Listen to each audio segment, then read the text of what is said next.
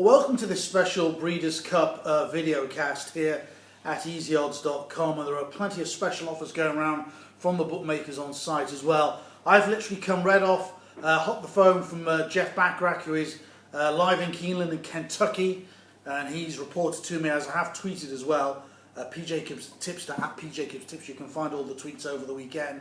That the ground he reckons will be no softer than good to soft on the turf course, and it will have dried out and compacted on the dirt course.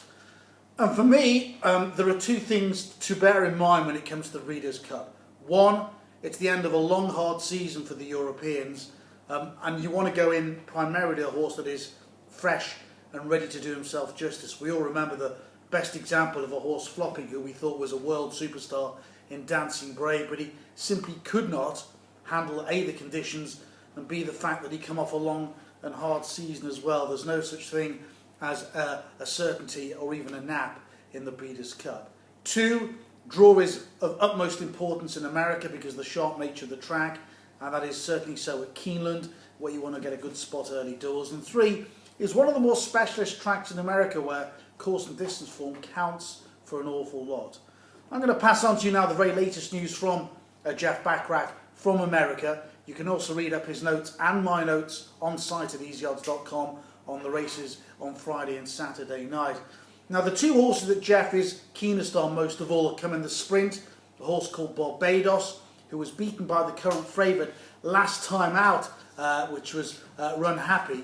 But he's likely to get a much better run through the race here. He's nicely drawn, middle to outside, which is a late runner. That's where he wants to come from. And Jeff has told me on the phone that Barbados has been putting in some really sterling work of late in the last 3 or 4 days or so.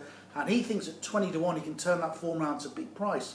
Barbados, who runs in the sprint at 6.50 on Saturday night. He's also very, very keen, if you read it in the notes, you'll see it on easyodds.com, on Brody's Case in the juvenile at 8.10. A horse he thinks could be a superstar next year. There is likely to be an awful lot of, I would have thought, support for Greenpoint Cruiser, who won the Champagne Stakes over on the other side of America. But Jeff thinks the better tactical speed is with Brody's Case.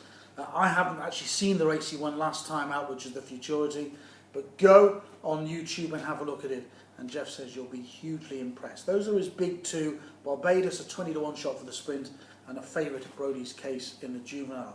As far as I'm concerned, I think there is value to be had in the races involving the European horses. And I can understand that Make Believe is going to be favourite for the mile on the turf.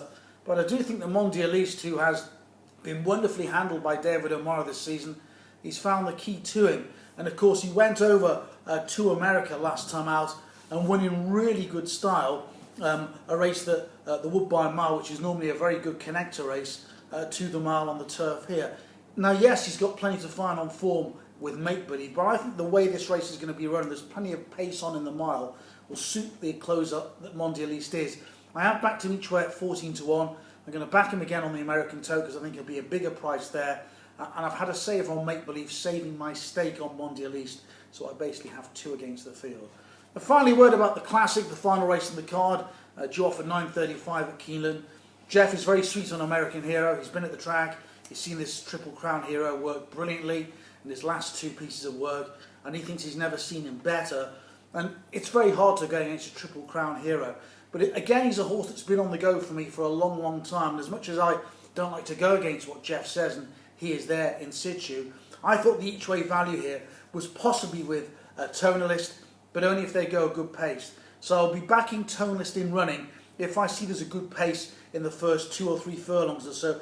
And I'm almost looking for Smooth Roller to try and push American Pharaoh out of his comfort zone early doors. And if that happens, it could be set up for a closer like Tonalist at an each way price of around about 10 to 1.